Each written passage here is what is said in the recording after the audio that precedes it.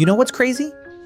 Most people still believe you need a big backyard, acres of land, maybe even a full orchard if you want to grow your own fruit. That idea has been repeated so many times that it feels like truth, but it's not. Because what if I told you you could step out onto a small balcony, reach into a single pot, and pick fresh fruit sweet, ripe, and better than anything you'll ever find in a store?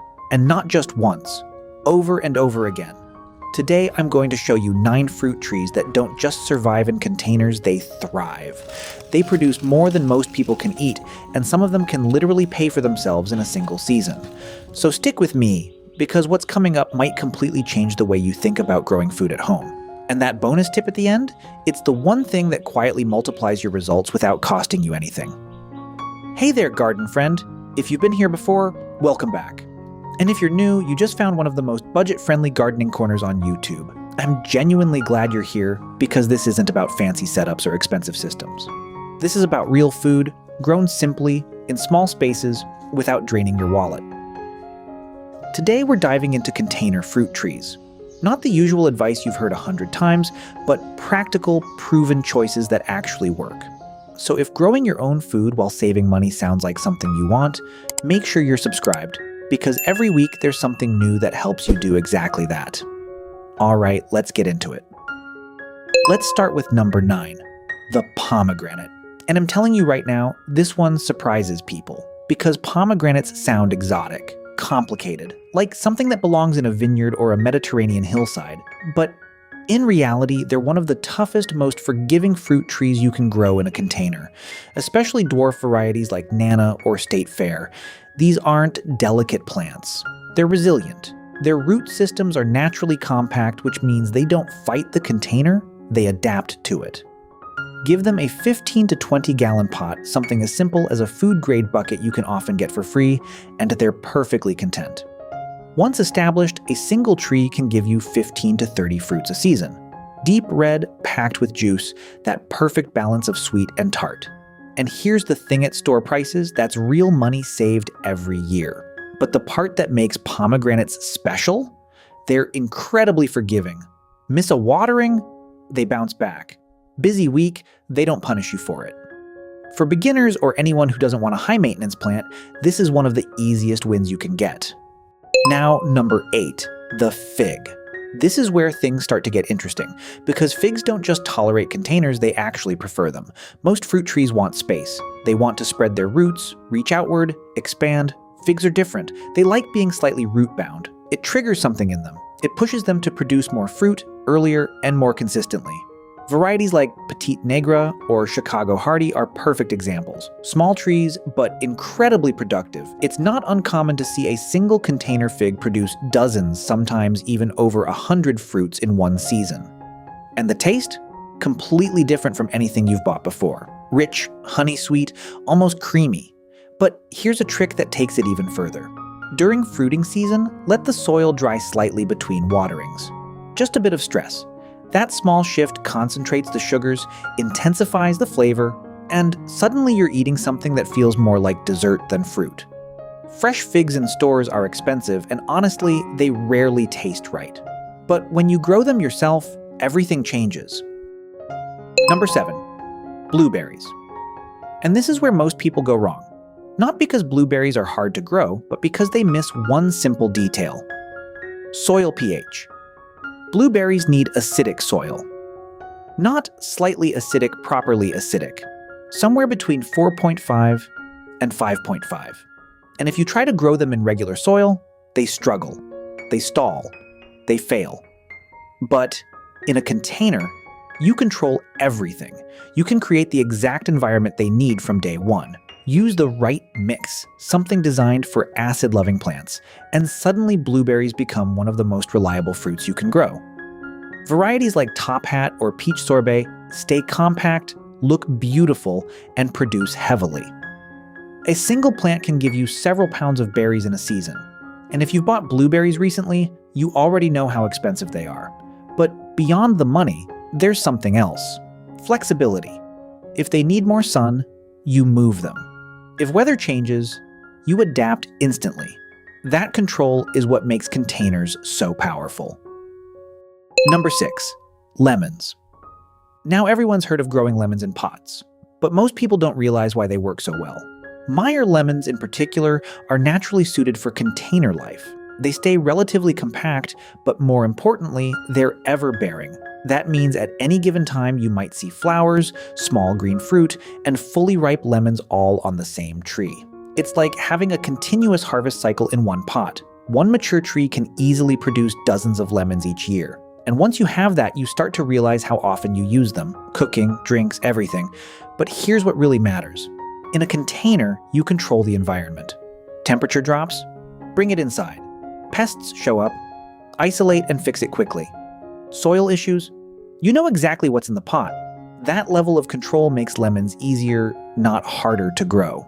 And when the tree blooms, the scent alone transforms your entire space. It's one of those experiences that makes you stop and appreciate what you've built. Quick pause for a second. If you're getting something out of this, hit that like button. It really does help more people find this kind of content. And drop a comment telling me which of these you'd actually try. I read them all, and I'm always curious what stands out to you. All right, let's keep going. Number 5, dwarf peaches. This one surprises a lot of people because peaches have a reputation: difficult, sensitive, not beginner-friendly. But container varieties flip that completely. Trees like Bonanza are specifically bred to stay small while still producing full-sized fruit. We're talking real peaches. Juicy, sweet, dripping when you bite into them. Not the firm, underripe ones you find in stores. And here's the advantage containers give you. Protection. Late frost, you move the tree. Pests, you can net it easily. Environment, fully controlled. A single tree can produce 20 to 40 peaches in a season. And there's one simple trick that changes everything. When the fruit starts forming, remove some of it. It feels wrong at first, but it works. Fewer fruits mean more energy goes into each one, making them bigger, sweeter, and healthier overall.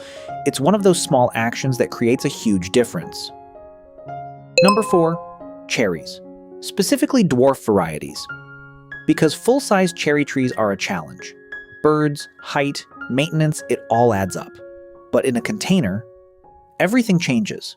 Compact cherry trees are manageable. You can cover them easily, protect your harvest, and actually enjoy the fruit instead of losing it. A mature tree can produce a significant amount each season, enough for fresh eating, baking, preserving. And cherries are one of those fruits that are consistently expensive. But beyond that, there's something else: the blossoms. Before you even get fruit, you get this explosion of delicate flowers.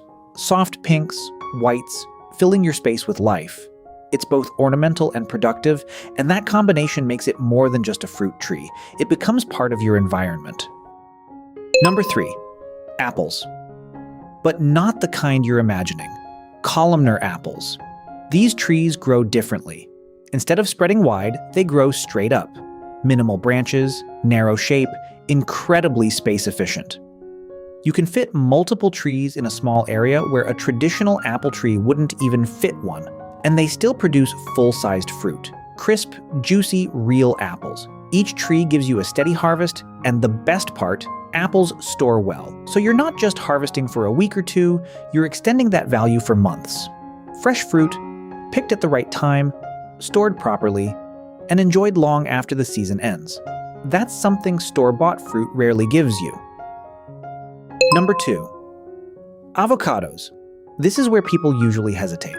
Because avocados take time, they require patience. But dwarf varieties make it possible in containers. And once they start producing, the payoff is huge. Each fruit you pick is something you didn't have to buy. Over time, that adds up. A lot. But more than that, it's the long-term perspective. You plant once and you benefit for years, decades even. The key here is simple: good drainage, consistent care, and patience. Not everything has to be instant. Some of the best results come from giving something time to grow properly. And finally, number 1, bananas. This one catches people off guard, because bananas don't feel like something you can grow in a pot.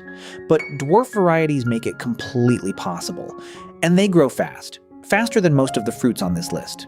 Within a relatively short time, you're looking at your own bunch of bananas, dozens of them. And it's not just about the yield, it's about the experience. Seeing that full bunch develop, cutting it down, knowing you grew it yourself, It's different, and here's the part most people don't realize. After fruiting, the plant sends up new shoots, which means one plant turns into multiple over time. You can expand, share, or even create more without starting from scratch. It's a cycle, and once it starts, it keeps going. Now I promised you a bonus, and this is the one detail that quietly changes everything. Mulch. Just a simple layer on top of your soil. 2 to 3 inches, that's it. But what it does is powerful. It regulates temperature, keeps moisture consistent, and slowly feeds your plants over time. It reduces stress, stabilizes conditions, and creates a better environment for roots. It's one of those small, almost invisible upgrades that produces very visible results. And the best part? It costs almost nothing. So there you have it. 9 fruit trees that prove you don't need a backyard to grow your own food. Just a container, the right setup, and a little consistency. Whether you have a balcony, a patio, or just a small space, you can absolutely make this work. And once you start, it changes how you look at food entirely. If you made it this far, you already know this is something worth trying. So hit subscribe if you haven't yet, drop a comment telling me which one you're starting with, and I'll see you in the next one.